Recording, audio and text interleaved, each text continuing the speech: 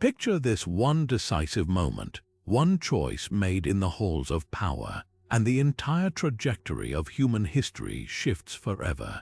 Think of Alexander the Great standing at the edge of the known world, his ambition stretching beyond the horizon, or Cleopatra leveraging her wit and will to defy an empire.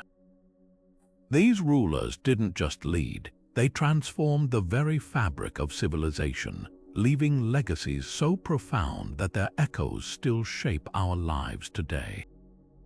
What if you could uncover the stories behind the 25 most pivotal figures who bent history to their will? The visionaries, the conquerors, the reformers, each wielding power in ways that rewrote the destiny of millions. History isn't just a record of events, it's a tapestry woven by the hands of those who dared to alter its course.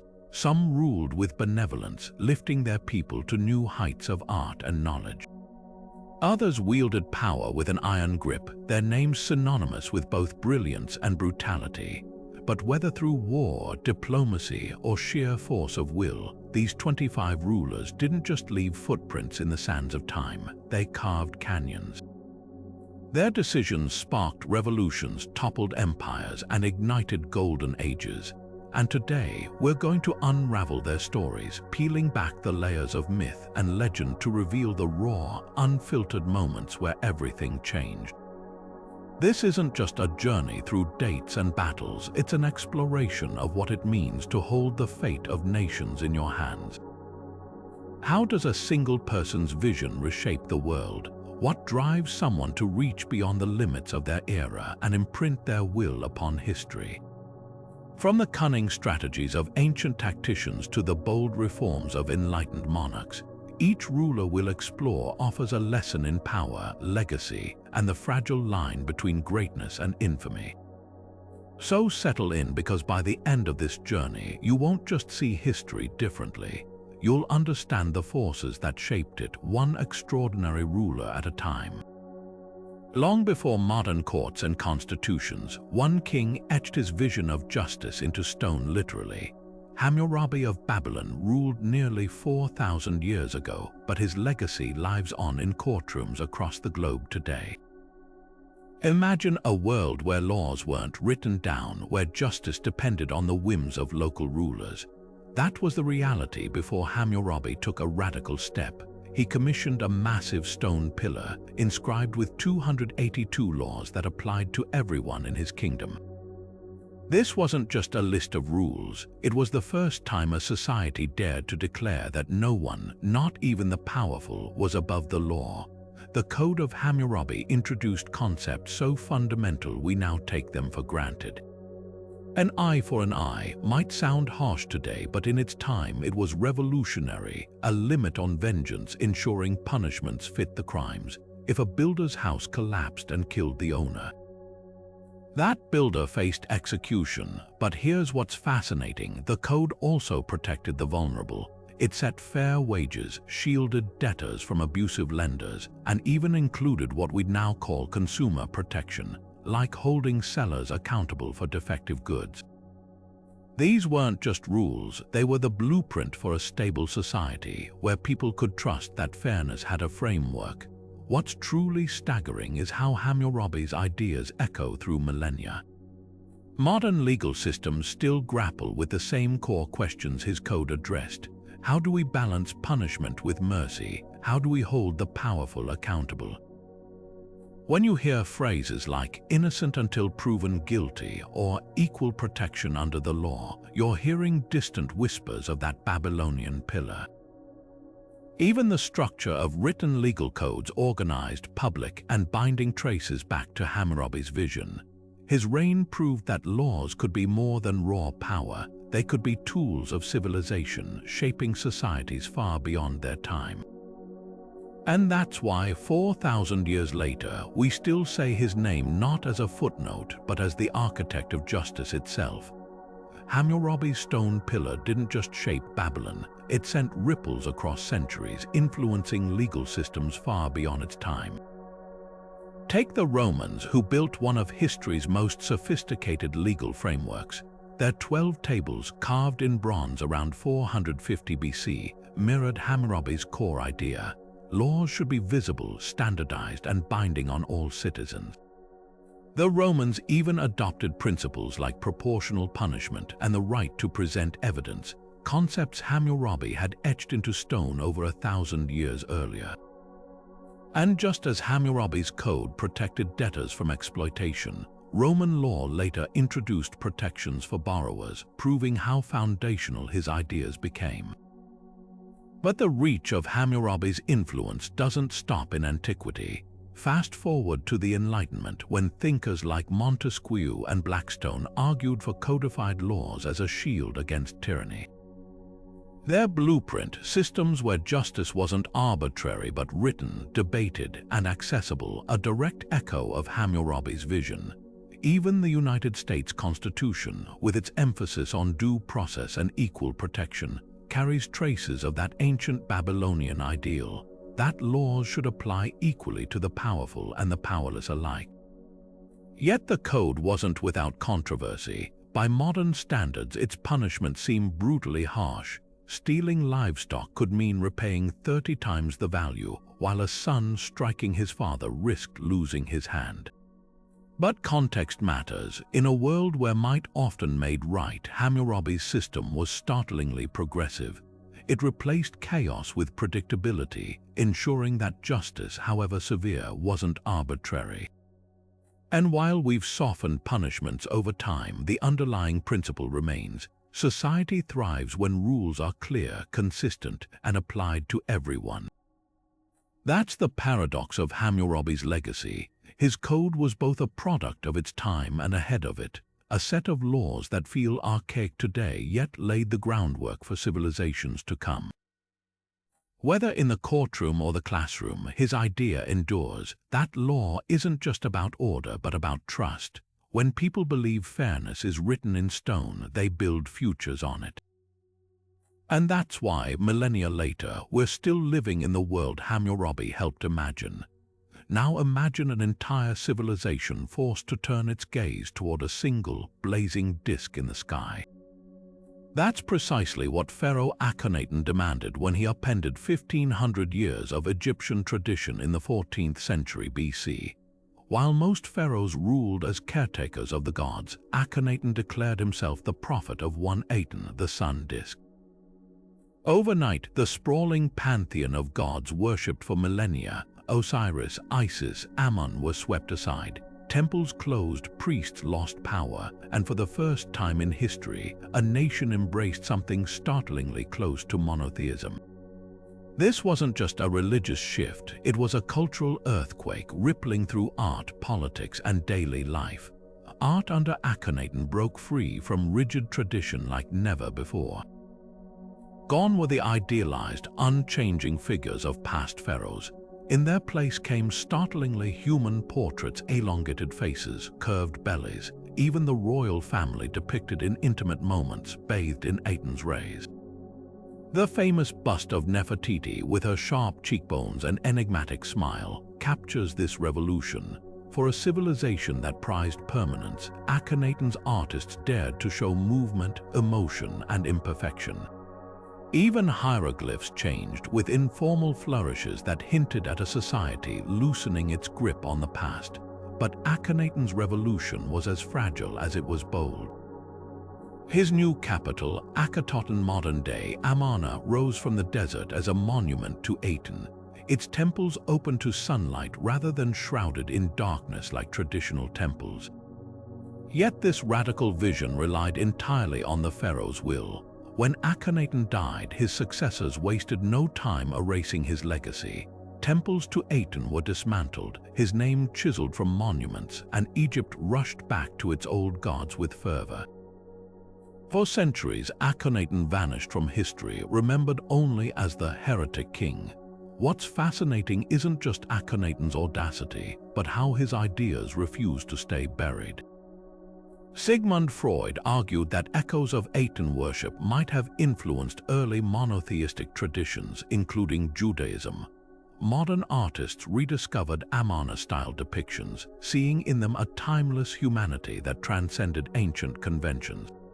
Even Akhenaten's failure holds a lesson. Revolutions imposed from above rarely outlive their architects, yet for one fleeting moment, a pharaoh dared to redefine divinity itself, not as a multitude of hidden forces, but as a single, visible light demanding the world's unwavering gaze. Akhenaten's death didn't just mark the end of a reign, it triggered a frenzy of erasure. His young successor, Tutankhamun, famously known as King Tut, became the face of this counter-revolution, though he likely had little say in the matter. The boy king, just 9 years old when he took the throne, was thrust into the center of a political and religious storm. The powerful priests of Amun, sidelined for years, seized their chance. Tutankhamun's name itself tells the story. He was originally Tutankhaten, the living image of Aten, but under pressure he changed it to honor Amun, the old god his father had rejected. The dismantling of Akhenaten's legacy was swift and systematic. Temples to Aten were abandoned or repurposed, their stones reused in new constructions. Statues of Akhenaten were defaced, his cartouches chiseled from monuments as if he had never existed. Even the capital city of Amarna, Akhenaten's pride, was left to crumble into the desert sands. Tutankhamun's court issued decrees condemning the heresy of Aten worship, blaming it for Egypt's misfortunes, failed harvests, weakened borders, and divine displeasure. The message was clear: Egypt's survival depended on returning to the old ways, yet historians still debate Akhenaten's true impact. Was he a visionary ahead of his time, or a tyrant imposing his will on an unwilling people? Some argue his monotheistic experiment planted seeds that later influenced Abrahamic religions, pointing to parallels in the worship of a single, omnipotent deity. Others dismiss this as coincidence, noting Akhenaten's god was tied to the physical sun disk, not an abstract universal force. What's undeniable is his boldness. No other pharaoh dared to challenge Egypt's spiritual foundation so radically. Even the backlash against him couldn't erase his innovations entirely. The naturalistic art style of his reign, with its fluid lines and intimate scenes, resurfaced in later periods, proving that some ideas are too powerful to bury. And while his religious revolution failed, it revealed something profound about power. Even the mightiest ruler can't force belief, but a single defiant vision can echo across centuries. Today, Akhenaten stands as both cautionary tale and pioneer, a reminder that challenging the gods, whether divine or traditional, comes with a price, but it can also change the world. While Akhenaten's radical vision crumbled under the weight of tradition, another ruler halfway across the ancient world was building an empire on an entirely different principle: tolerance. Cyrus the Great didn't just conquer, he transformed warfare into statecraft, replacing the sword with something far more enduring: respect. When he founded the Achaemenid Empire in the 6th century BC, it wasn't just the size of his territory that stunned the world, it was how he ruled. Unlike the Assyrians before him, who ruled through terror, or the Babylonians who exiled defeated peoples, Cyrus saw diversity as strength. His empire became the first to declare that every culture under its banner had the right to worship their gods, speak their languages, and keep their traditions. This wasn't just diplomacy, it was a revolution in power. The proof of Cyrus's vision lies in a single, humble object: a baked clay cylinder smaller than a loaf of bread. The Cyrus cylinder, discovered in Babylon in 1879, reads like a manifesto for the ancient world. After taking the city without bloodshed, Cyrus assured the Babylonians their temples would stand, their rights would continue, and, most strikingly, their exiled peoples could return home. This included the Jews, whom he freed from captivity, allowing them to rebuild Jerusalem's temple. To modern eyes, the cylinder's promises sound like basic decency, but in an age where victors typically erased the identities of the conquered, it was nothing short of radical. Some scholars even call it the first human rights charter, a claim that sparked debate but underscores its extraordinary nature. What's remarkable isn't just Cyrus's policy, but how it served his empire's survival. By allowing conquered nations to retain their identities, he turned potential rebels into loyal subjects. Local governors kept their posts provided they paid tribute and maintained order. Roads and a postal system connected the empire's far-flung corners, not just for trade but to speed messages and troops if needed. The system worked so well that Persia became the ancient world's superpower, stretching from the Aegean Sea to the Indus River. Even Alexander the Great, who later toppled Persia, admired Cyrus enough to visit his tomb and honor his legacy. Yet the true measure of Cyrus's influence lies beyond his lifetime. The Jews immortalized him in the Hebrew Bible as God's anointed, a rare honor for a foreign ruler. Enlightenment thinkers like Thomas Jefferson kept copies of the Cyrus Cylinder's translations, seeing in it a prototype for pluralistic governance. Today, a replica sits in the United Nations as a symbol of enduring humanitarian ideals. Cyrus proved that an empire could be both vast and adaptable, that conquest didn't require cultural annihilation. His legacy whispers a timeless truth. The mightiest rulers aren't those who force obedience, but those who earn loyalty by honoring the humanity of the ruled. And in a fractured world, that idea remains as revolutionary as it was 25 centuries ago. Cyrus didn't just build an empire, he designed a blueprint that would outlast millennia, reshaping how future rulers thought about power. His greatest innovation wasn't on the battlefield, but in the quiet mechanics of governance, a system so adaptable that even his fiercest rivals would later copy it. Take the satrapies, the provinces of his empire, each governed by a local official who answered to the central court but retained autonomy over cultural and religious matters.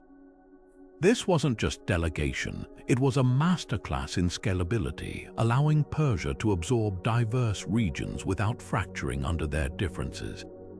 When Alexander the Great stormed through Persia 2 centuries later, he didn't dismantle this system, he kept it intact, even adopting Persian dress and customs to legitimize his rule. The lesson was clear: Cyrus's model wasn't just effective, it was irresistible. Rome, too, would take pages from Cyrus's playbook.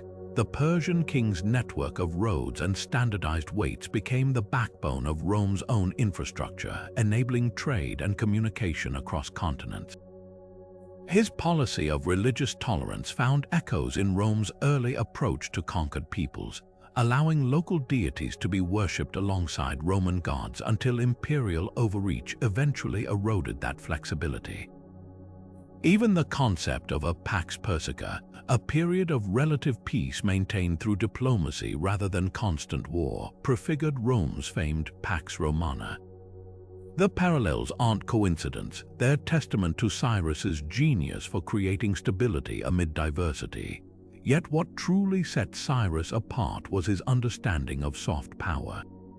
Where other conquerors demanded obeisance through fear, he secured loyalty through gestures of respect. When he entered Babylon, he knelt before the statue of Marduk, the city's patron god, a symbolic act that reassured the populace their identity wouldn't be erased. This psychological insight that people fight hardest for what they're allowed to keep became a cornerstone of successful empires. The Mongols under Genghis Khan would later employ similar tactics, granting religious freedom to conquered territories in exchange for loyalty. Even the British Empire at its height often ruled indirectly through local rulers, a distant reflection of Cyrus's satrap system. The irony is that Cyrus's greatest legacy lies in the empires that eclipsed his own. His model proved too effective to disappear, surviving in fragments across history's greatest regimes. Today's multicultural democracies, with their emphasis on pluralism and local governance, carry faint traces of his vision. The next time you hear a leader speak of unity in diversity, remember, they're channeling an idea forged in the furnace of ancient Persia by a king who understood that true power doesn't erase differences, it harnesses them. From the ashes of warring kingdoms rose a ruler whose name would become synonymous with both brilliance and terror: Qin Shi Huang, the first emperor of a united China. In the chaos of the 3rd century BC, 7 kingdoms clashed endlessly, their borders shifting like sand in a storm. But one young king saw beyond the bloodshed a vision of unity so audacious it bordered on madness. By the time he was 38, Qin Shi Huang had achieved the impossible, forging a single empire from the fractured states through a mix of ruthless strategy and unyielding will. His conquest wasn't just military, it was ideological. For the first time, China wasn't a geographic idea, it was a political reality bound by force, fear, and astonishing innovation.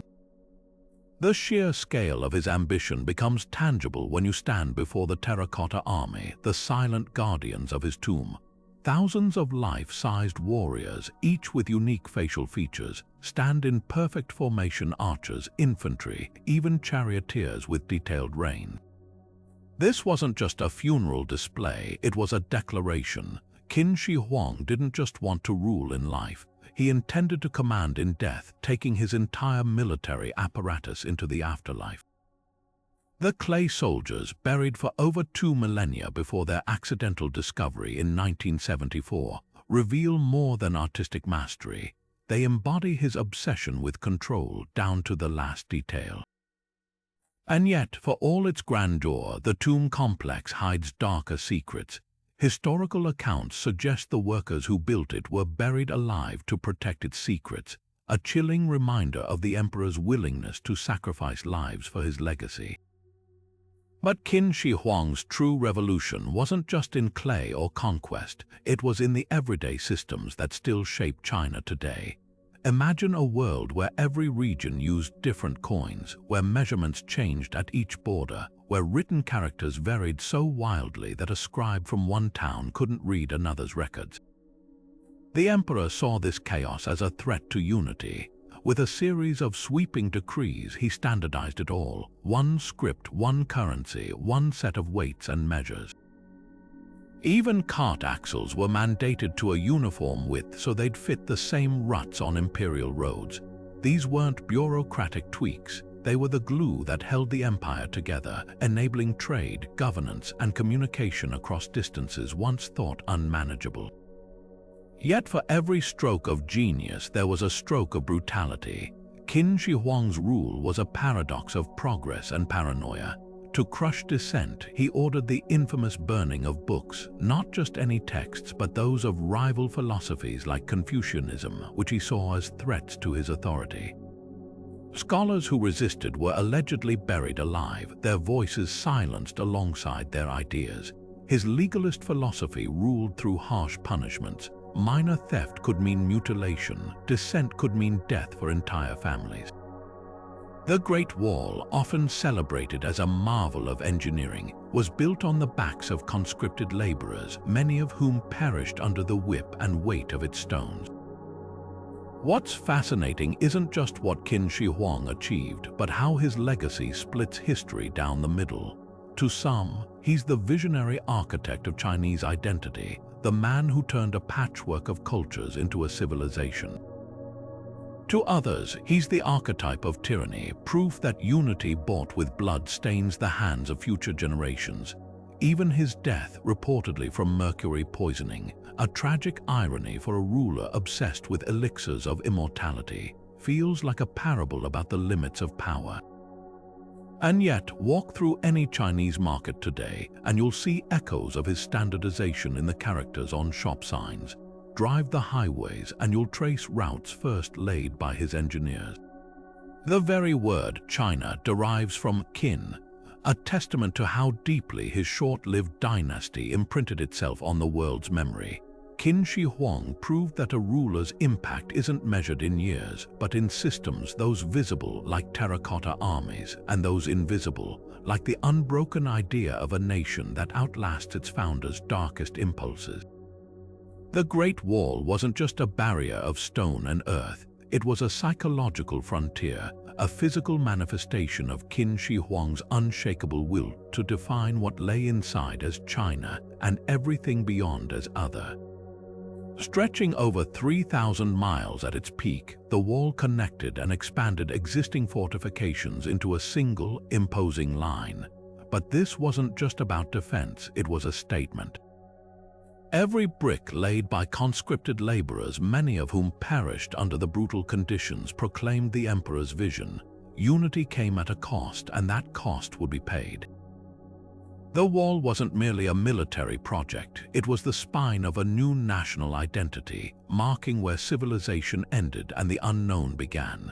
Yet the wall was just one thread in Qin's tapestry of control. His roads, wide enough for 2 chariots to pass, weren't just for armies, they were the empire's arteries, speeding messengers bearing his decrees to every corner of the realm.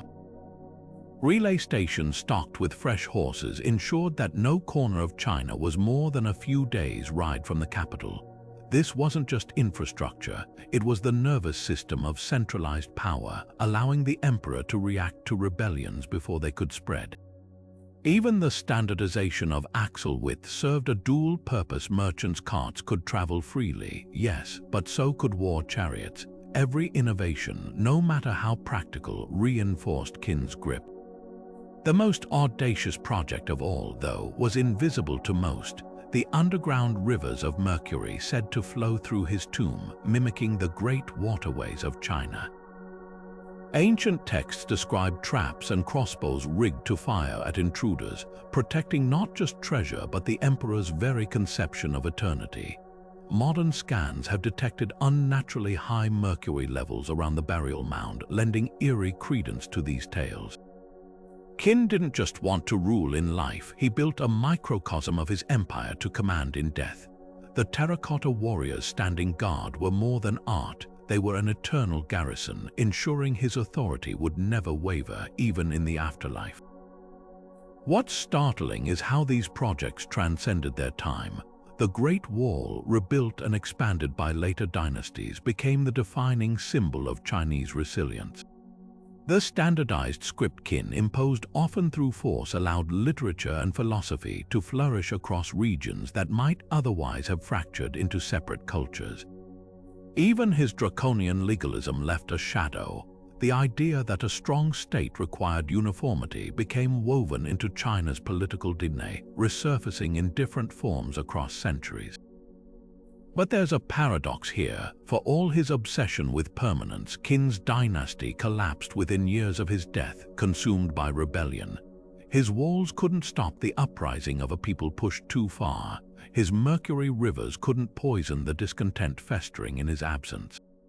Yet the systems he built, the roads, the script, the very idea of a unified China, outlasted him by millennia. The lesson isn't just about the power of infrastructure, but about the tension between control and endurance.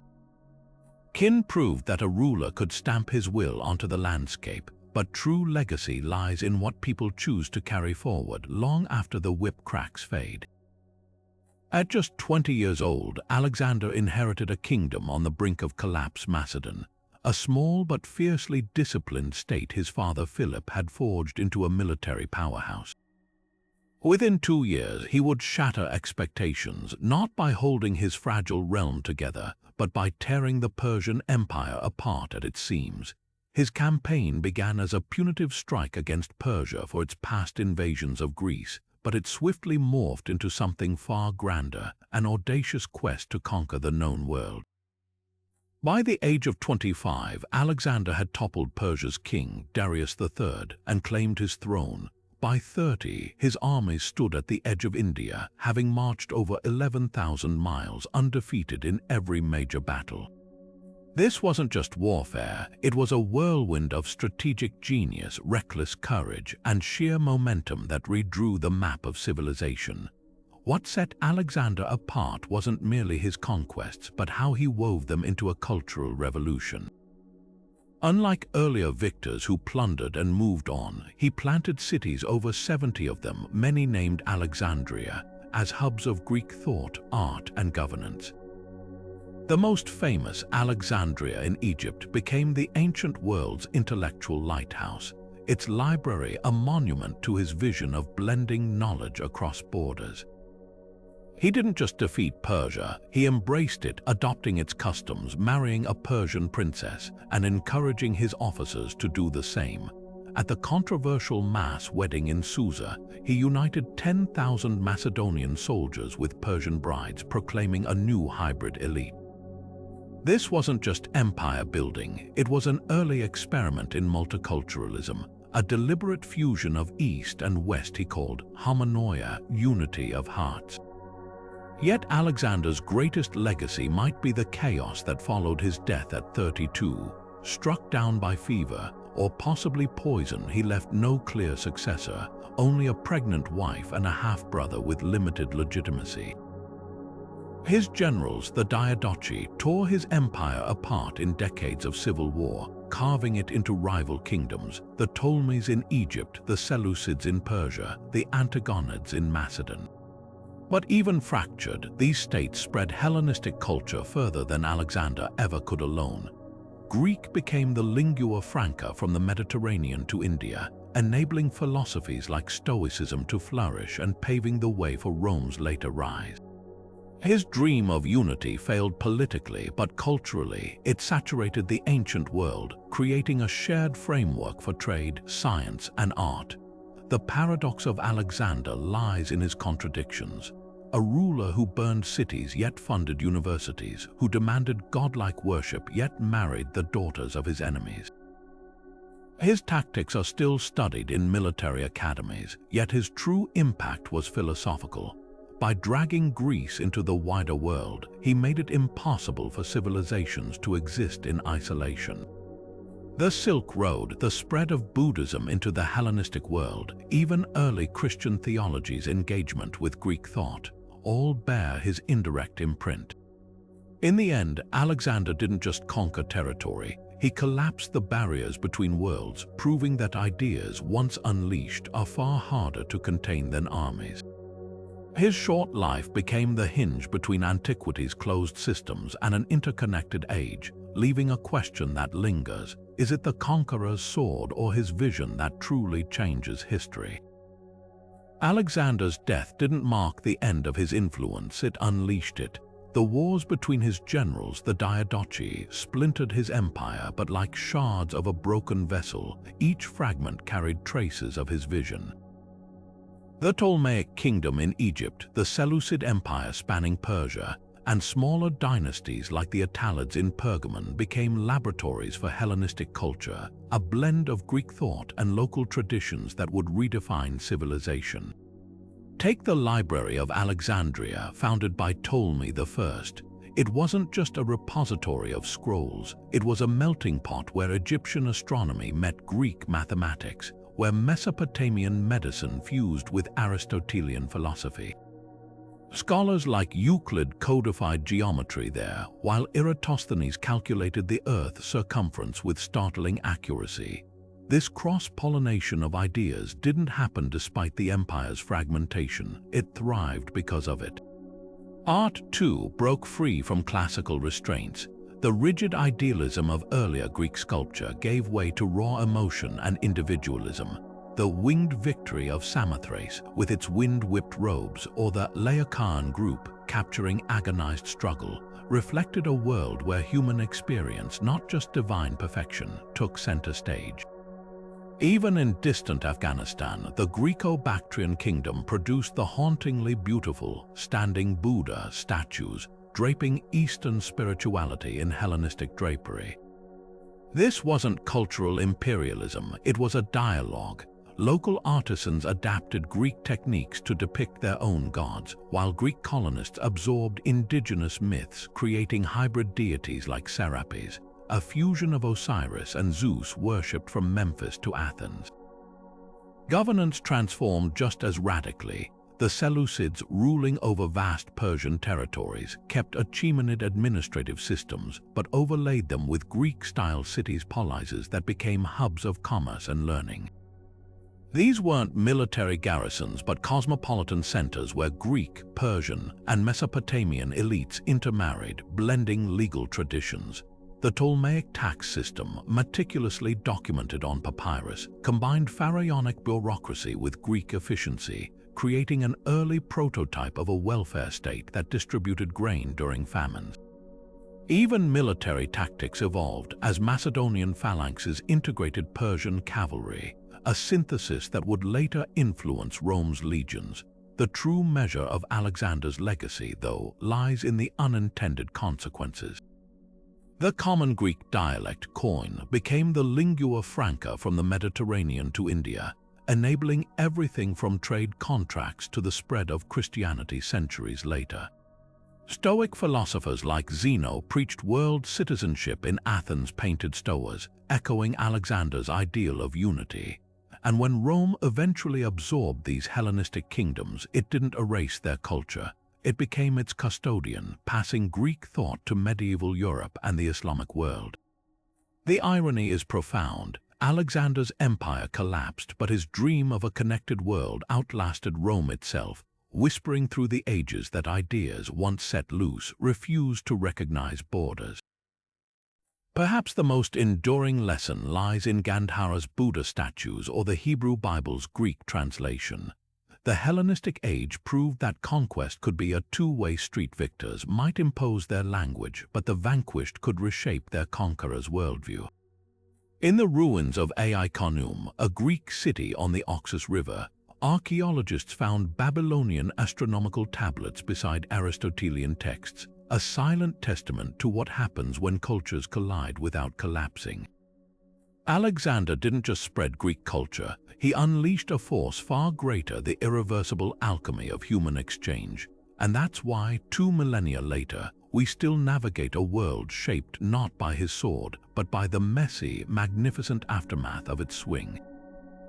Blood stained the earth after the Battle of Kalinga in 261 BC, a massacre so horrific it shook even the victor Emperor Ashoka of India's mighty Maurya Empire. Standing among 80,000 corpses, the man who had once expanded his kingdom through ruthless conquest experienced something unprecedented in ancient warfare: remorse. This wasn't just a shift in strategy, it was a spiritual earthquake. Ashoka renounced violence entirely, embracing Buddhism and dedicating his reign to an entirely new ideal governance through moral persuasion rather than military might. His transformation wasn't private. He etched his revelations onto stone pillars and boulders across the empire, creating history's first public welfare state under the banner of Dhamma, his philosophy of compassion and duty. The Ashokan edicts scattered from modern Afghanistan to southern India reveal a ruler unlike any before him. Written not in the elite Sanskrit of priests but in the vernacular Prakrit, they spoke directly to his people. Some proclaimed an end to animal sacrifices and hunting, a radical move for a king whose predecessors staged grand royal hunts. Others mandated the planting of medicinal herbs along roads for travelers and the digging of wells at regular intervals. One even established protections for prisoners, mandating their release after sentencing to allow repentance. But perhaps the most striking edict declared that all religions deserved respect, an unheard of tolerance in an age when rulers routinely imposed state cults. Ashoka didn't just preach nonviolence, he institutionalized it, appointing Dhamma ministers to promote ethics and mediate disputes without bloodshed. Yet Ashoka's pacifism wasn't passive. He launched what we'd now call soft power diplomacy, sending Buddhist missionaries as far as Egypt, Greece, and Sri Lanka, not with soldiers but with monks carrying palm leaf scriptures. His son Mahinda's mission to Sri Lanka converted the island's king, making it a Buddhist stronghold for centuries. Trade flourished under his reign not through coercion, but by ensuring safe, well-maintained routes where merchants of all faiths could travel without fear. Even his famed lion capital pillars, one of which later became India's national emblem, symbolized this balance. The lion's roar without biting, projecting strength without aggression. The irony: Ashoka's empire thrived militarily despite his renunciation of war. Neighboring kingdoms, perhaps disarmed by his moral authority, rarely challenged him. But his true legacy lies in the contradictions he embodied. A conqueror who became history's first humanitarian monarch, a man who wielded absolute power yet advocated self-restraint. Modern leaders from Gandhi to the Dalai Lama would later draw inspiration from his edicts, proving that the most revolutionary weapon isn't always the sword. Sometimes it's the willingness to carve one's regrets into stone, transforming guilt into governance that echoes through millennia. What makes Ashoka's story timeless isn't just his change of heart, but how he weaponized mercy as policy. While other rulers built monuments to their victories, Ashoka's pillars memorialized his remorse, turning personal transformation into a blueprint for ethical rule. The man who once waged war became history's unlikeliest peacemaker, a proof that even empires, those vast machines of conquest, can pivot on a single moment of conscience.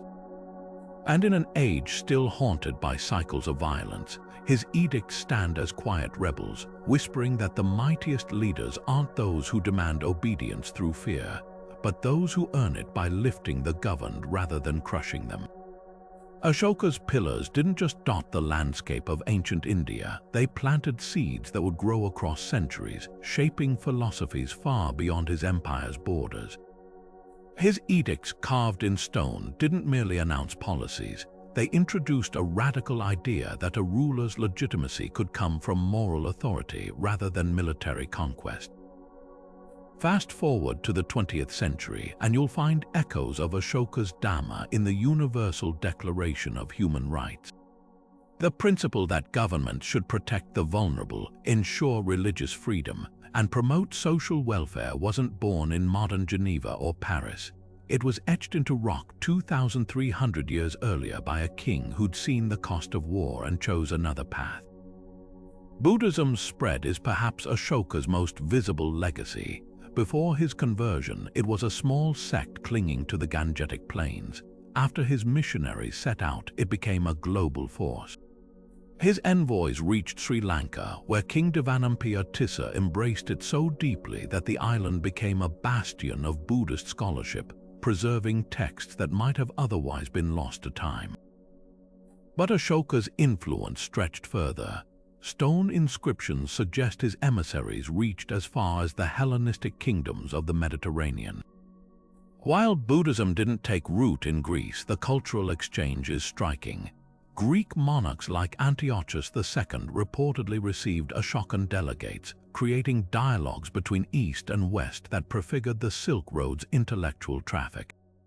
The ripple effects of Ashoka's rule even reached places he never imagined.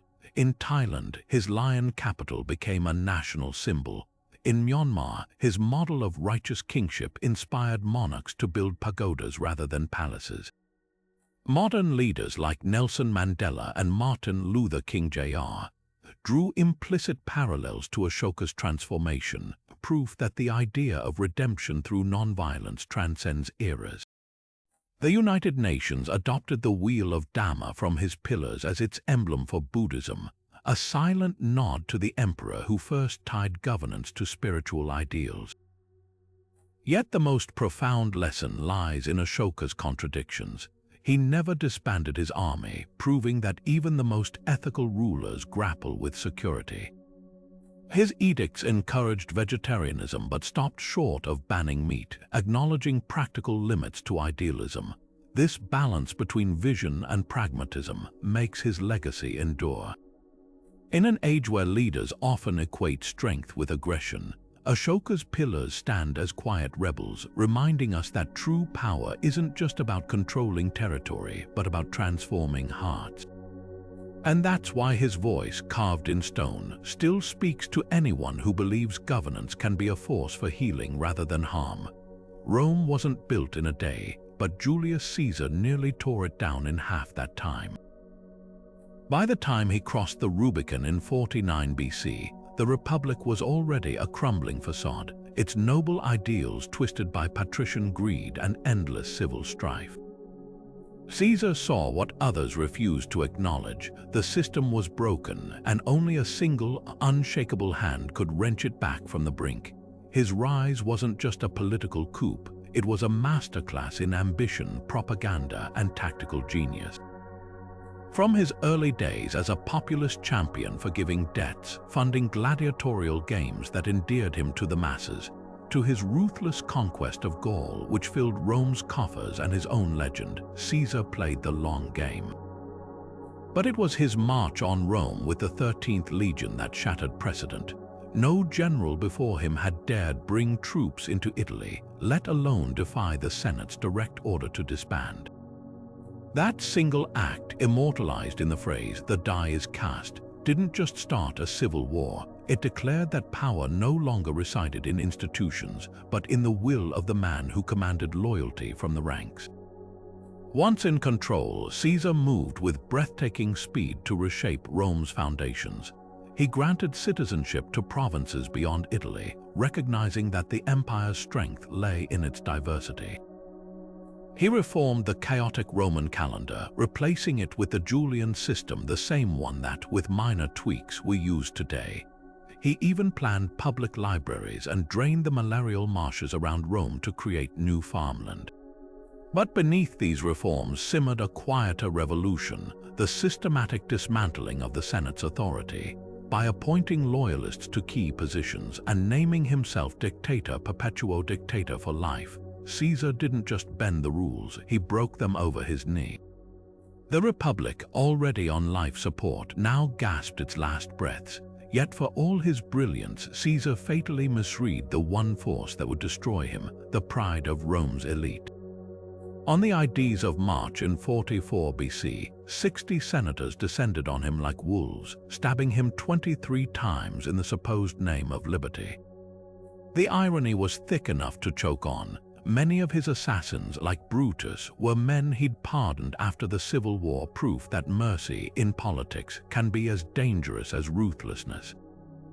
As he fell at the feet of Pompey's statue, the man who had once been his rival, Caesar's last act was to pull his toga over his face, a gesture some say was dignity, others despair.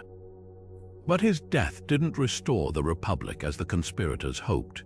Instead, it unleashed 13 more years of war, culminating in the rise of his adopted heir, Augustus, and the birth of the empire Caesar had unwittingly blueprinted. The true measure of Caesar's impact lies in how thoroughly he became a template for power. His name, Caesar, morphed into a title carried by emperors from Germany, Kaiser, to Russia, Tsar. His writings on the Gallic Wars became military textbooks for Napoleon. Even his assassination became a recurring nightmare for later autocrats, a reminder that no ruler is invulnerable to the knives of disillusioned allies. But perhaps his most enduring legacy is the question he forced history to confront: when does reform become tyranny? When does stability demand the death of freedom? Caesar's Rome traded republican ideals for imperial efficiency, and 2,000 years later, we still grapple with the trade-offs. He embodied the cost of order, the price of glory, and the fragile line between saving a nation and enslaving it. The name Caesar didn't just follow Julius to his grave, it became a living force, evolving into a universal symbol of power that outlasted Rome itself. Within decades of his assassination, emperors from Augustus to Nero adopted Caesar as a title, transforming it from a family name into a political brand. By the time Charlemagne was crowned Holy Roman Emperor in the year 800, the word had morphed into Kaiser, a Germanic echo of Roman authority. In Russia, Ivan the Terrible took the title Tsar, another linguistic descendant, binding his legitimacy to Caesar's shadow. Even the Ottoman sultans, though Muslim rulers of a vastly different culture, occasionally borrowed Caesar-i-Rum, Caesar of Rome, to claim imperial prestige.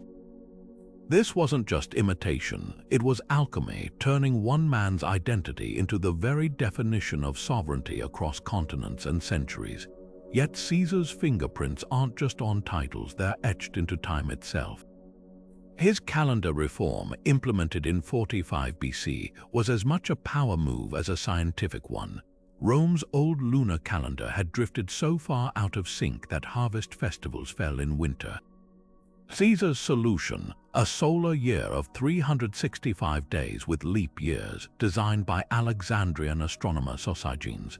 The Julian calendar was so precise that it remained in use for over 1,600 years, only tweaked slightly by Pope Gregory in 1582. Think of that every New Year's Eve, when the clock strikes midnight, you're marking time by a system a Roman dictator fine-tuned. But beyond accuracy, the calendar had a subtler effect. It standardized time across the empire, synchronizing trade, taxation, and military movements. In a world where local cities often kept their own calendars, Caesar's reform was a quiet revolution, weaving unity into the fabric of daily life. Literature, too, bent to his influence. Caesar's own commentaries on the Gallic War weren't just military reports. They were propaganda masterpieces, written in crisp third-person prose to portray himself as both hero and humble servant of Rome. His style, direct, unadorned, yet vivid, became a model for Latin clarity, studied by students from medieval monks to Renaissance scholars. Even Shakespeare, 16 centuries later, immortalized him in iambic pentameter, turning the ideas of march into theater and etching et tu, brute, into the cultural lexicon. The irony: Caesar the writer crafted his own legend, but Caesar the character became a blank canvas for others, a tyrant to republicans, a tragic figure to romantics, a cautionary tale to philosophers. Politically, his ghost never left the stage. The Roman Empire that rose from his ashes kept his blueprint: centralized authority, provincial integration, and a cult of personality woven into governance. Napoleon Bonaparte, a millennium later, studied Caesar's tactics obsessively, copying his public works and propaganda techniques. The founding fathers of America debated his legacy fiercely. Was he a tyrant or a necessary corrective to chaos, embedding safeguards in the U.S. Constitution to prevent Caesarism? Modern populists still borrow his playbook, blurring the lines between democracy and autocracy with rallies, reforms, and relentless self-mythology. What makes Caesar's legacy so enduring isn't just what he achieved, but how he embodied power's paradoxes. A man who championed the common people yet crowned himself dictator. A general who spared enemies only to fall by their daggers. His calendar measures our days, his name titles our rulers, and his story warns us: the brightest flames of ambition often cast the longest shadows. And in those shadows, every age finds its own reflection, whether as inspiration or as a warning etched in marble and blood. Augustus didn't just inherit Rome, he reinvented it. When his great-uncle Julius Caesar fell to assassins' blades, 19-year-old Octavian, as he was then known, seemed an unlikely savior, slight, bookish, and prone to illness. Yet within 14 years, he outmaneuvered every rival, from Brutus's conspirators to Mark Antony and Cleopatra, not just through military might but with chilling political precision. His masterstroke, preserving the illusion of the Republic while gutting its substance. The Senate still met, elections still occurred, but power now flowed through one man, wrapped in carefully chosen titles: princeps, first citizen, not king; Augustus, the revered one, not dictator. This wasn't just a new government, it was a magic trick performed in broad daylight, convincing Rome it remained free even as its institutions became hollow shells. The administrative machine Augustus built ran on meticulous efficiency. He divided Rome into districts with fire brigades and police, a first for the chaotic city. Provincial governors, previously free to plunder, now faced strict term limits and audits, their salaries paid directly from the imperial treasury to curb corruption. Taxes were standardized, calculated by census rather than arbitrary demands, with a central bank ensuring legions received regular pay. No more mutinies over back wages. Even the postal system transformed, with relays of horses speeding messages 200 miles a day along roads marked with milestones bearing one name: Augustus. Every reform served dual purposes, improving lives while tightening his grip. The man who claimed to find Rome brick and leave it marble wasn't just decorating the city, he was hardwiring control into its infrastructure. No achievement defined Augustus more than the Pax Romana, that unprecedented 200-year peace spanning from Britain to Syria. After a century of civil wars, the empire exhaled.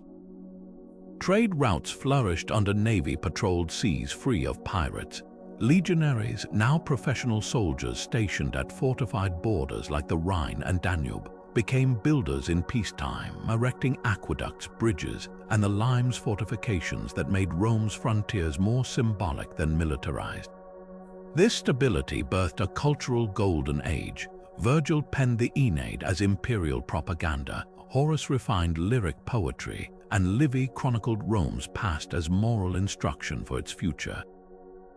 Augustus didn't just command peace, he curated it, turning art and architecture into instruments of unity, with temples proclaiming the return of ancestral virtues. Yet beneath the marble veneer, darker currents flowed.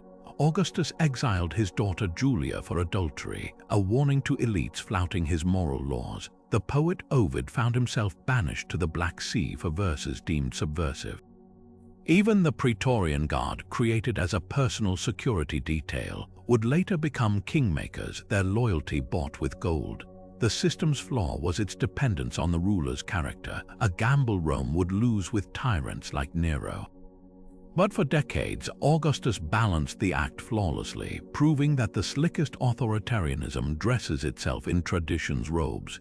His reign asked a question still relevant: does stability justify the slow death of liberty? The answer, etched in Rome's enduring power, shaped what empires would aspire to for millennia. Augustus understood something most conquerors miss: victories carved in stone outlast those written in blood. Walk through Rome today, and you'll still tread on his carefully laid propaganda.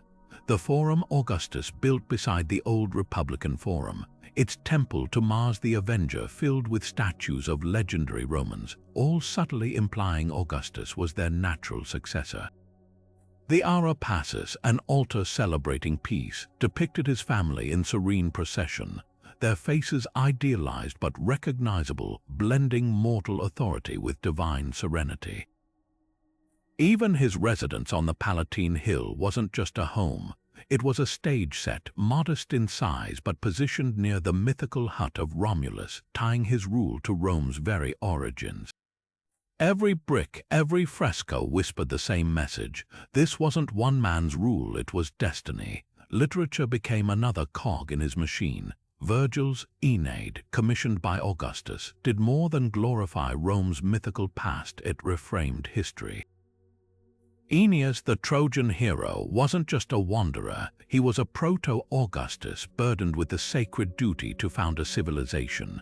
The poem's famous line, "Remember, Roman, to rule the nations with authority," wasn't advice, it was a divine mandate with Augustus as its living fulfillment. Horace, too, penned odes likening Augustus to Mercury, a god among mortals, while Livy's histories painted Rome's messy past as a prelude to Augustus's golden age. This wasn't censorship, it was alchemy, turning art into loyalty oaths without a single sword drawn. Coinage circulated his image further than any herald could. Augustus's profile, stamped on millions of denarii, showed him age gracefully over decades, a visual drumbeat of stability. Reverse sides bore symbols like the Capricorn, his zodiac sign, or the Clypeus Virtutis, a shield commemorating his virtues of courage, justice, and piety. In a world without newspapers, these coins were headlines broadcasting his narrative to the farthest provinces. Even the calendar became a propaganda tool. The month Sextilis renamed August in his honor. Its days lengthened to match July's tribute to Julius, a celestial balancing act between uncle and heir. The genius of Augustus's propaganda wasn't its volume but its subtlety. He never declared himself a god outright, he let others suggest it. Temples to Rome and Augustus sprang up across the empire, blurring the line between state and ruler. When he restored 82 temples in Rome, the message was clear. He wasn't replacing the old gods, he was their chosen steward. By the time he died in 14 AD, the Senate didn't just deify him, they codified his cult into the imperial system, ensuring every successor would measure themselves against his myth. The lesson, power isn't just taken, it's staged in marble and verse until the world forgets there was ever another script. Constantine stood at the Milvian Bridge in the year 312, staring down an enemy army twice the size of his own, but his real battle wasn't against men. The night before, he'd seen a vision that would alter the course of history, a cross of light in the sky with the words "In hoc signo vinces," in this sign conquer. Whether divine revelation or political genius, what happened next rewrote the rules of power forever. Constantine ordered his troops to paint the Chi-Rho, Christianity's symbol, on their shields. Against all odds, they crushed their rivals, and Rome's first Christian emperor emerged from the bloodshed with an unshakable conviction. The God of the Christians had crowned him victor. But this wasn't just personal faith, it was a seismic shift in statecraft. For 3 centuries, Rome had persecuted Christians as subversives. Now their savior sat on the imperial throne. The Edict of Milan in 313 made official what Constantine already knew. Christianity wouldn't just survive, it would thrive. Unlike earlier toleration decrees, this wasn't a reluctant truce. It declared Christianity legal and ordered the return of confiscated property to believers, but the real stroke of genius lay in what it didn't do. Constantine didn't outlaw paganism, he simply tilted the scales. Tax exemptions for Christian clergy, funds to build grand basilicas like Old St. Peter's, and imperial endorsement made conversion the smartest career move in Rome. Overnight, the faith that had flourished in catacombs now shaped policy in palace corridors. Yet the edict's true brilliance was its ambiguity. It framed religious freedom as universal while ensuring Christianity became the empire's favored child. Nicaea in 325 proved Constantine wasn't just patronizing Christianity, he meant to control it. When theological squabbles over Jesus' divinity threatened to split the church, the emperor summoned bishops from across the empire to a council he personally chaired. No pope or priest had ever seen a Roman ruler intervene in doctrinal disputes. The Nicene Creed they produced didn't just define orthodoxy, it set a precedent that would haunt Europe for centuries: the merger of theological authority and state power. Constantine's role was paradoxical, a recent convert presiding over Christianity's first ecumenical council, yet still upholding his title as Pontifex Maximus, high priest of the pagan cults. The message was clear: religion would now serve the empire, not the other way around. His new capital, Constantinople, became the physical manifestation of this vision. Built on the site of ancient Byzantium, its streets were dotted with both churches and statues repurposed from pagan temples. The Senate House mirrored Rome's, but the city's heart was the Hagia Irene, among the world's first great Christian basilicas. Here, Constantine didn't erase the past, he absorbed it, blending Christian symbolism with imperial grandeur. The city's strategic location on the Bosporus wasn't just about trade, it marked a fresh start, a Christian Rome unsullied by pagan history. When he died in 337, baptized on his deathbed, Constantine left behind more than a political legacy. He'd forged the template for Christendom, the idea that faith and empire could be 2 sides of the same coin, a fusion that would define medieval Europe and beyond. The irony: Constantine's conversion may have been as much about unity as belief. The empire's old gods had failed to prevent a century of civil war. Christianity, with its universal message and network of organized communities, offered something revolutionary, a shared identity transcending regional loyalties. By binding the church to the state, Constantine didn't just secure his reign, he created a system where heresy became treason and bishops doubled as bureaucrats. The effects rippled far beyond Rome. Russian tsars, French kings, even the architects of the divine right of monarchy all traced their authority back to Constantine's bargain, that rulers could wield faith as both crown and sword. And in doing so, he proved that the most powerful conversions aren't always of the heart, but of the calculus of power itself. Constantinople wasn't just a new capital, it was a chess move played across the map of history. Perched on the triangular peninsula where Europe meets Asia, the city's location was no accident. Constantine chose Byzantium, an ancient Greek port, precisely because it commanded the Bosporus Strait, the narrow bottleneck between the Black Sea and the Mediterranean. Picture it like a toll booth on the world's most lucrative trade route. Every ship carrying Egyptian grain, Persian silks, or Crimean fur had to sail past Constantinople's walls. But this wasn't just about economics, it was about survival.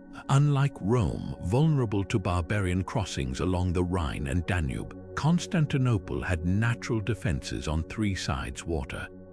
The fourth side, facing land, would later be fortified with the Theodosian walls, a triple-layered marvel so impregnable they wouldn't be breached for over 800 years. The city's layout screamed imperial ambition from its first blueprint. Constantine modeled its 7 hills on Rome's, peppering it with forums, racetracks, and baths, but with a twist. The Hippodrome wasn't just for chariot races, it became the people's parliament where crowds roared approval or riots at imperial policies. The Mise, the Grand Central Avenue, stretched from the imperial palace past towering columns topped with statues of emperors' visual propaganda in marble and bronze. And at its heart, the Million, a golden milestone marking distances to every corner of the empire, literally placed Constantinople at the center of the known world. This wasn't urban planning, it was psychological theater designed to awe citizens and ambassadors alike. Yet the real genius lay in how Constantinople absorbed cultures without dissolving into them. Latin remained the official language, but Greek dominated the streets, a linguistic shift reflecting the empire's eastern tilt. Pagan temples stood alongside churches, their statues reinterpreted as Christian symbols. The city's bread dole, copied from Rome, kept the masses fed, but its new cisterns, like the Basilica cistern with its forest of recycled Roman columns, ensured survival during sieges. Constantine even shipped artworks from across the empire to adorn his capital. The serpent column from Delphi, the 4 bronze horses later stolen by Venice, each piece a trophy proclaiming, "All roads now lead here." For 1,000 years, Constantinople lived up to its billing as the New Rome. When the Western Empire collapsed in 476, the East endured, its capital a beacon of stability in the medieval world. Crusaders gasped at its wealth, the gilded mosaics of Hagia Sophia, the mechanized throne that levitated to awe foreign envoys.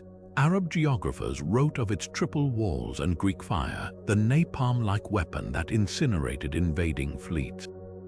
Even after the Ottoman conquest in 1453, Mehmed the Conqueror kept its name as Istanbul, a garbled version of the Greek Is tin pollen, meaning to the city, because in the end there was no other city like it.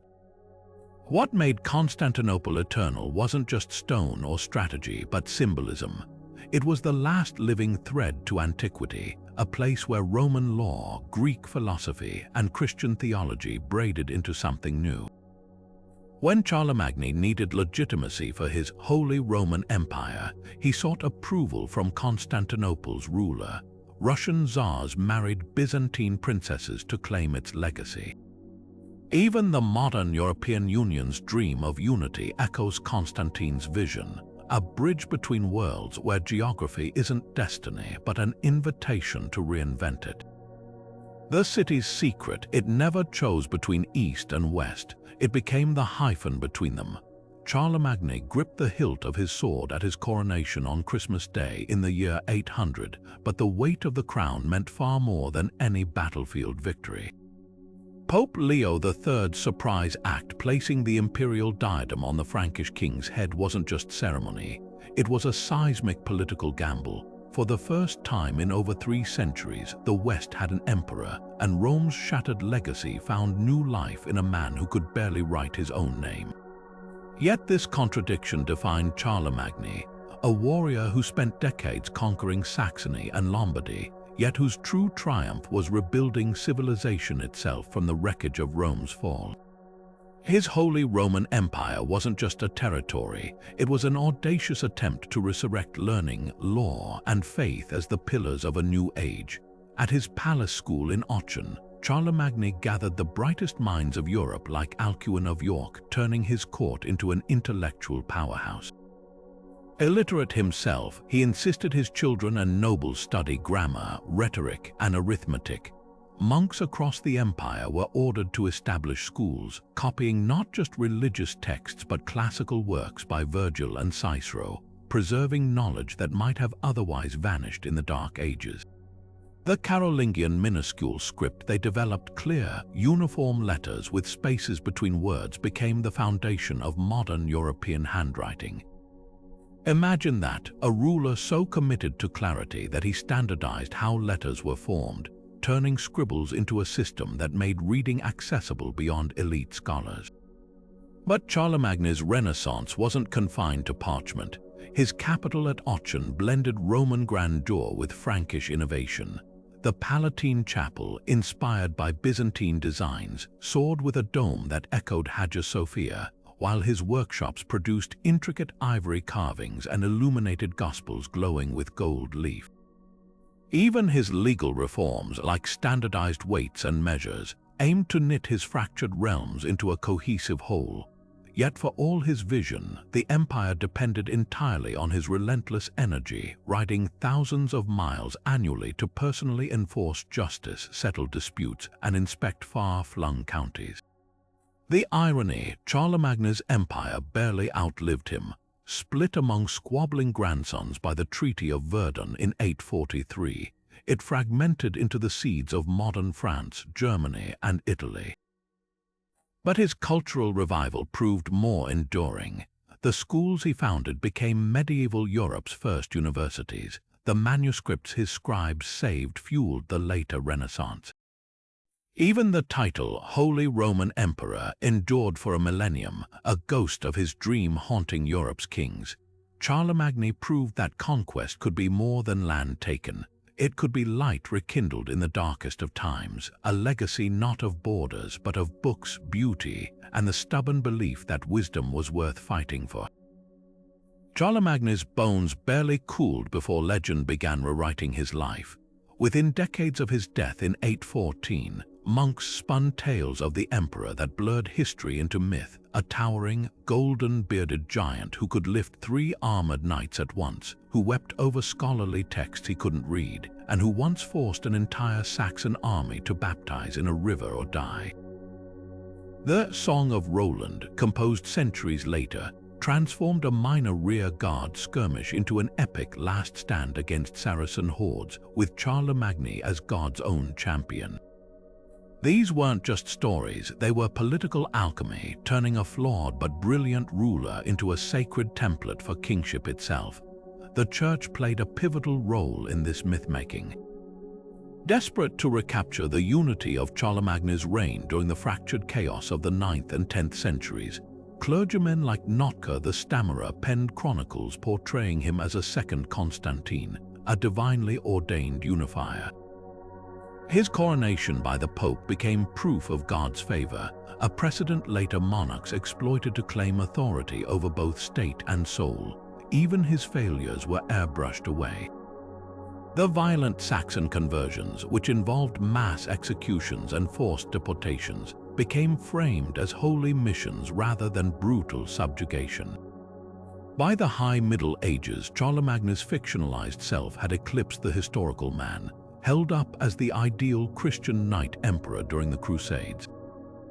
Art magnified the legend. Medieval tapestries showed him receiving the Holy Lance from an angel, while Gothic cathedrals carved his image alongside biblical kings. In Aachen, his throne was said to be Solomon's own, smuggled from Jerusalem, a blatant fabrication that tied him to sacred history. Frederick Barbarossa, the 12th century German emperor, had Charlemagne canonized as a saint, though the Vatican never formally endorsed it. The message was clear: to rule Europe was to inherit Charlemagne's mantle, a fusion of military might and divine sanction. Yet the myth's most enduring legacy lay in its malleability. French kings cited Charlemagne to justify territorial expansion, while German princes wielded his legacy to resist papal interference. Napoleon, craving imperial legitimacy, paraded through Aachen with Charlemagne's sword and crown. Even the European Union, seeking symbols of unity, enshrined him as a founding father in 20th century rhetoric. The real Charlemagne, a pragmatic ruler who slaughtered rivals and negotiated with Muslim caliphs, would hardly recognize the spotless paragon of legend. But that's the power of myth. It isn't bound by facts, only by the needs of those who repeat it. And in Charlemagne's case, those needs spanned wars, dynasties, and the very idea of what Europe could or should become. The winds howled across the Mongolian steppe in 1206, carrying whispers of a destiny about to be forged in blood and brilliance. Born as Temujin, the boy who would become Genghis Khan endured betrayal, enslavement, and the murder of his father, hardships that tempered his strategic mind like steel. By unifying the warring Mongol tribes through a mix of charisma and calculated ruthlessness, he achieved what no nomadic leader had before, turning decentralized clans into a disciplined war machine that would conquer nearly 12 million square miles. His secret wasn't just superior horsemanship or archery, it was a revolutionary approach to warfare that blended psychological terror with startling adaptability. When his forces besieged cities, they often spared artisans and engineers, incorporating their skills into the Mongol arsenal.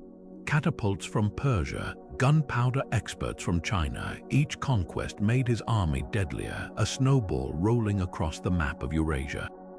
Yet the empire's true innovation lay in its meritocracy, a radical departure from the hereditary hierarchies of medieval Europe or feudal Asia. Genghis Khan promoted officers based on skill, not lineage. His finest general, Subutai, began as a blacksmith's son. Women, too, held unprecedented power. His wife Bert managed logistics during campaigns, and daughters governed conquered territories. The empire's legal code, the Yasa, outlawed aristocratic privilege, enforced religious tolerance, and even punished theft of livestock more harshly than killing a stranger, reflecting the harsh pragmatism of steppe life. To navigate his sprawling domains, Khan established the Yam, a Pony Express-style relay system with stations every 20 miles where riders could swap exhausted horses for fresh mounts. Messages could travel up to 200 miles a day, an administrative lifeline that kept the empire shockingly cohesive for its size.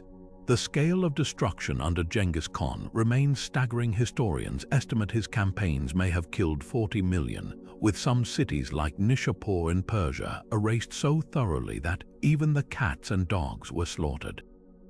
But the Pax Mongolica that followed brought unexpected connectivity. Secure trade routes like the Silk Road flourished, enabling Marco Polo's travels and the transfer of technologies like paper-making from China to the Islamic world. Persian astronomers exchanged knowledge with Chinese mathematicians in Karakoram, the empire's capital, while European merchants like the Polo family brought back tales of Mongol efficiency. Taxes collected in script rather than coin, passports for safe travel, and strict punishments for bandits. This wasn't just conquest, it was globalization's brutal midwife, forcibly knitting together East and West. What makes Genghis Khan's legacy so paradoxical is how thoroughly he defies categorization. A strategist who orchestrated history's most lethal cavalry charges yet abolished torture in his legal code. A conqueror who razed cities but patronized scholars and adopted writing systems for his illiterate people.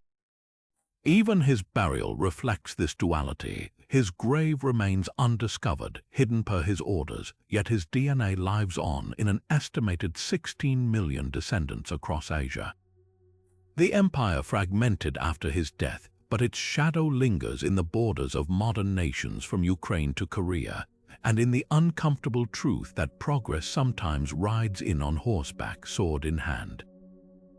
Khan proved that terror and tolerance could be two edges of the same saber, leaving a mark on civilization as indelible as it was bloody.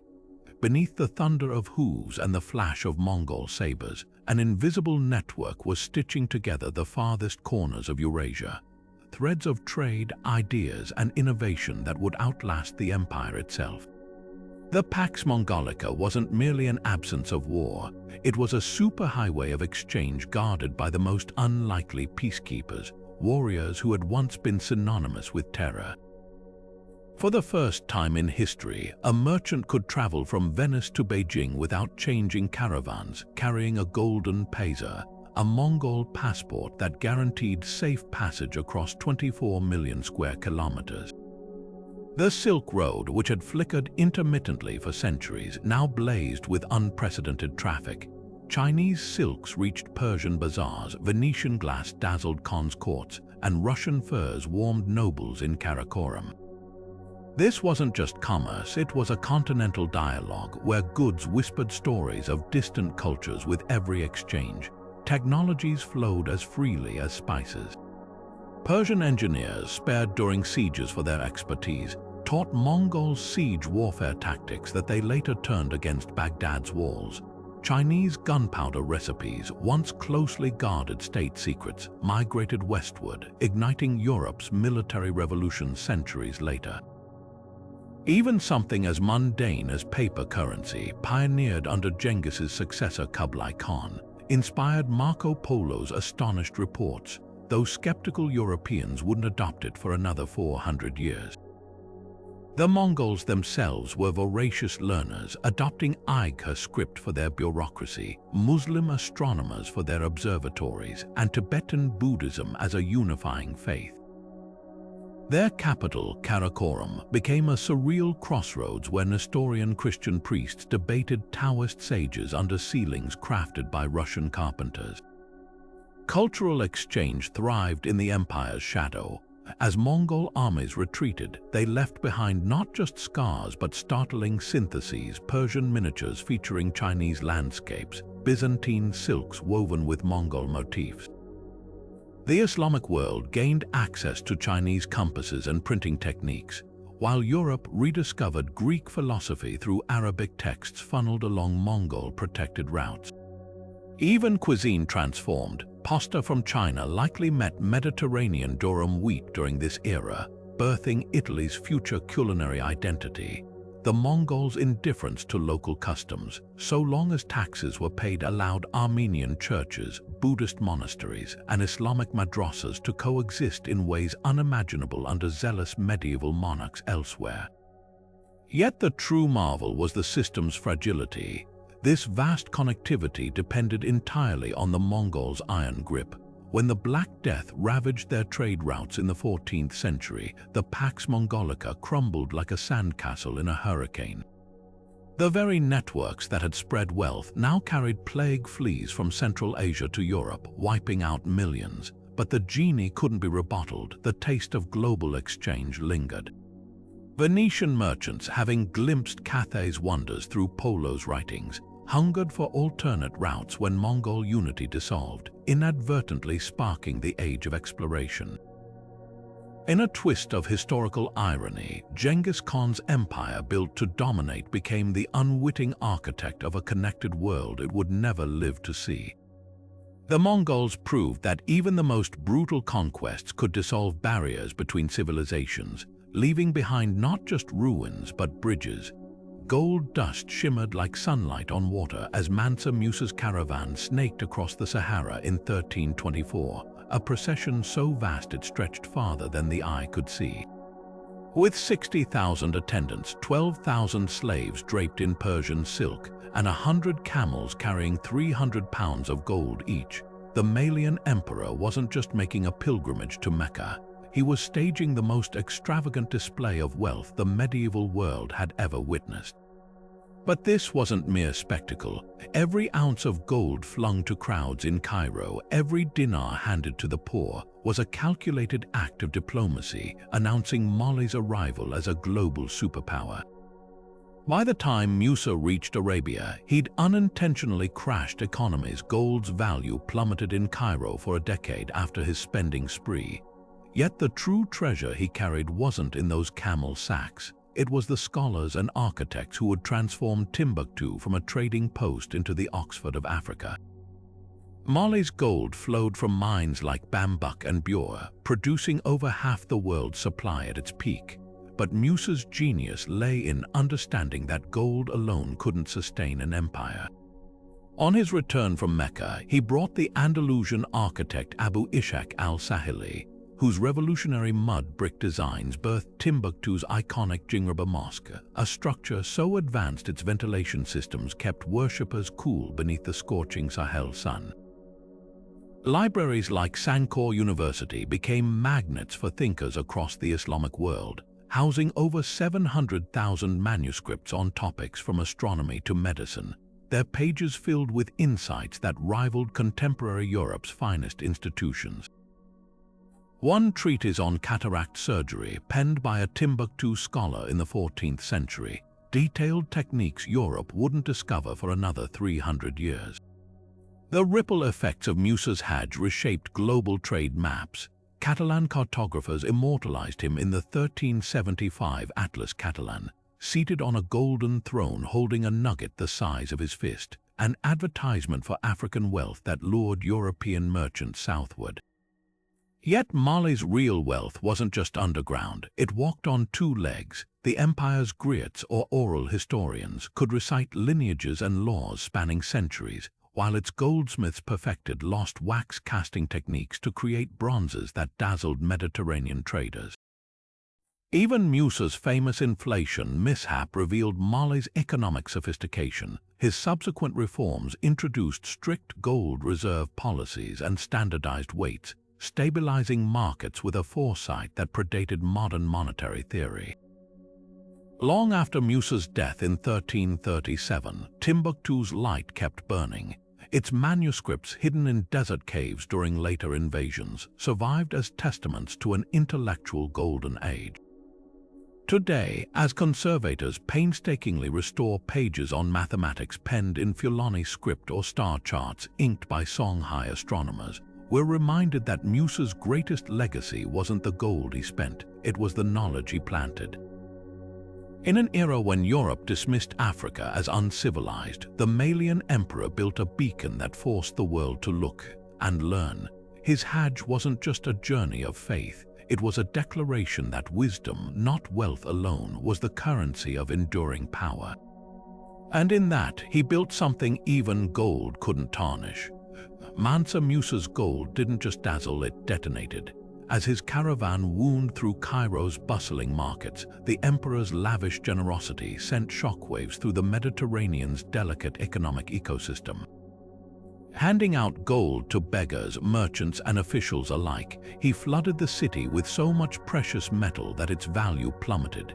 Contemporary Arab historian Al-Umri recorded the aftermath. Gold prices in Cairo cratered for 12 years, struggling to recover from the sudden surplus. But this wasn't just inflation, it was a seismic demonstration of Mali's wealth, so vast it could single-handedly distort foreign markets.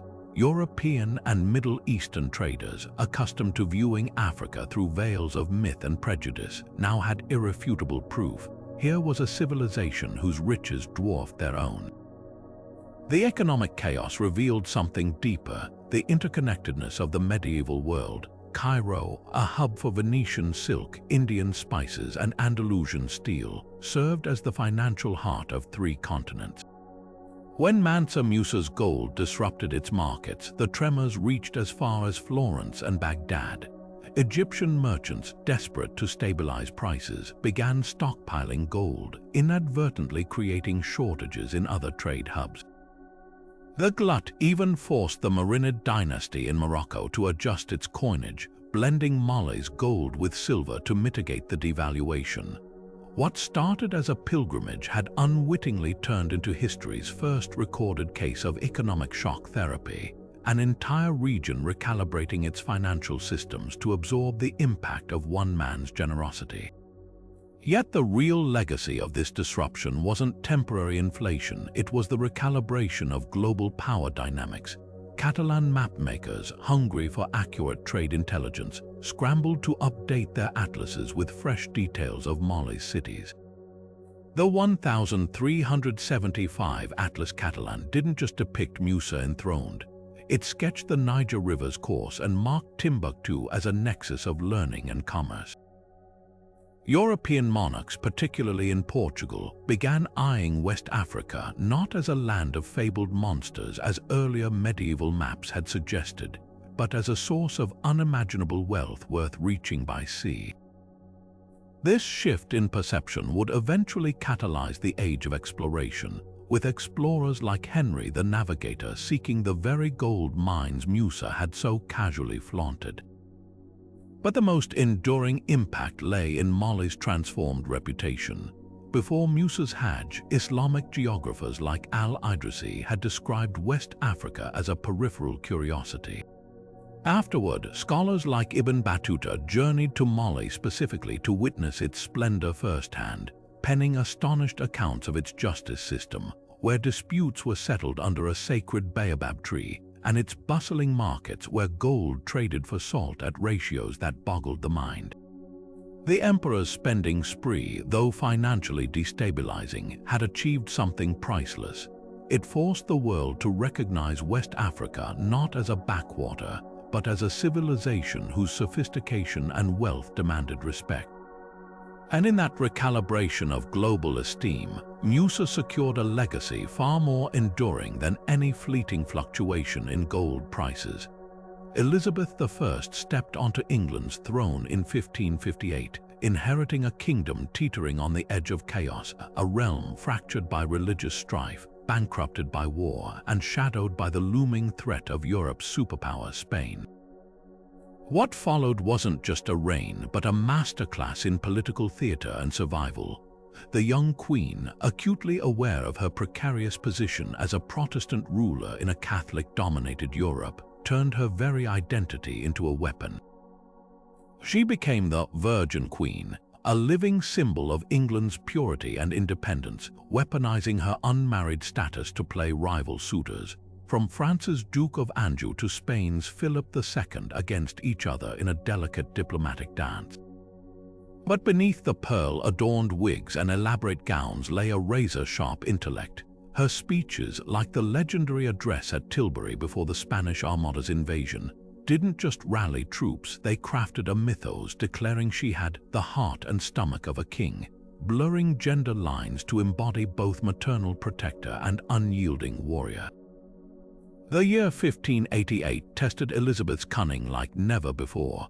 Philip II of Spain, once her brother-in-law and now her sworn enemy, dispatched an armada of 130 ships, the largest naval force Europe had ever seen, to crush Protestant England and restore Catholic rule. Outgunned and outnumbered, England's victory seemed impossible. But Elizabeth's secret weapon wasn't just her navy's nimble ships, it was decades of calculated preparation. She'd quietly funded pirate explorers like Francis Drake to harass Spanish treasure fleets, weakening Philip's coffers. Her spies, including the infamous Queen's Eyes network, infiltrated Catholic courts, ensuring she knew the Armada's every move. When the Spanish finally sailed, a combination of brutal English firepower, savvy use of fire ships, and a devastating storm, the Protestant wind, scattered the invasion force. The wreckage of the Armada didn't just secure England's independence, it announced the island's rise as a naval power, shifting the global balance toward an empire where the sun never set. Yet Elizabeth's reign wasn't defined by warfare alone. It was equally a golden age of artistic rebellion. With censorship laws relaxed and London's theatres flourishing, playwrights like Christopher Marlowe and William Shakespeare turned the stage into a laboratory for human complexity. Shakespeare's Richard III mirrored Elizabeth's own propaganda against scheming royals, while A Midsummer Night's Dream celebrated her cult as the fairy queen. The queen herself was no passive patron. She spoke 6 languages, translated classical texts, and hosted philosophers like John Dee, whose blend of science and mysticism reflected the era's thirst for discovery. This cultural explosion wasn't accidental. Elizabeth understood that art could unify a nation. When she banned plays critiquing her policies, she shrewdly exempted those performed at court, ensuring dissent remained controlled but never silenced. Even her portraits became propaganda. Their symbolism, meticulously crafted rainbow paintings, proclaimed her divinity, while the famous Armada portrait showed her hand resting on a globe, fingers covering the Americas, a silent claim to England's future empire. The paradox of Elizabeth lies in her contradictions: a ruler who imprisoned her cousin Mary, Queen of Scots, yet wept at signing her death warrant. A monarch who demanded absolute loyalty but surrounded herself with fierce individualists like Walter Raleigh and the Earl of Essex. Her greatest trick was making calculated pragmatism seem like destiny. By the time of her death in 1603, England was no longer a vulnerable outlier but a nascent global power, its language and culture poised to outlast empires. The Elizabethan era proved that a throne built on shrewdness, spectacle, and the occasional well-timed storm could shape history as indelibly as any conquest, and that sometimes the most enduring legacy isn't left in land or laws, but in the stories we can't stop telling. From Hammurabi's laws etched in stone to Elizabeth I's defiance of empires, these 25 rulers didn't just reign, they rewrote the rules of civilization itself. Each left fingerprints on history so deep we still feel their grip today. Think about it, Cyrus the Great's radical tolerance became the blueprint for modern multicultural states, while Qin Shi Huang's ruthless standardization lives on in everything from our calendars to the very concept of a unified China. Genghis Khan's brutal conquests accidentally stitched together the first global trade network, and Mansa Musa's golden pilgrimage forced the world to recognize Africa's staggering wealth and sophistication. These weren't just leaders, they were architects of reality, shaping borders, beliefs, and even the way we measure time. But here's the twist: their greatest legacy isn't in the empires they built, but in the ideas they unleashed. Ashoka's moral edicts planted early seeds for human rights. Constantine's embrace of Christianity reshaped spirituality and power for millennia, and Charlemagne's desperate scramble to preserve knowledge became the foundation of Europe's intellectual revival. Even failures like Akhenaten's doomed religious revolution proved that challenging tradition could echo across centuries, inspiring later monotheistic faiths. The patterns repeat: a ruler's bold gamble, whether driven by ambition, guilt, or sheer pragmatism, ripples outward long after their throne crumbles to dust. Now consider how eerily familiar their dilemmas feel. Leaders today still grapple with Qin Shi Huang's question: how much unity requires coercion? They face Elizabeth I's balancing act, projecting strength while navigating factional rivalries. And like Ashoka after Kalinga, some must weigh the cost of victory against the weight of remorse. History's rulers weren't just acting in their own moment, they were unwittingly drafting playbooks for crises we haven't even encountered yet. So here's the real question: whose legacy shocks you the most? The conqueror who killed millions yet abolished torture, the illiterate king who saved classical knowledge, or the heretic pharaoh erased from history only to be resurrected by archaeology? Dive into the comments, debate, dissect, and defend your pick, because history isn't just about dates and dead empires, it's a mirror reflecting our own tangled present. And if you're hungry for more stories of power, rebellion, and world-changing gambles, hit subscribe. The past has plenty more surprises up its sleeve, and we're just getting started.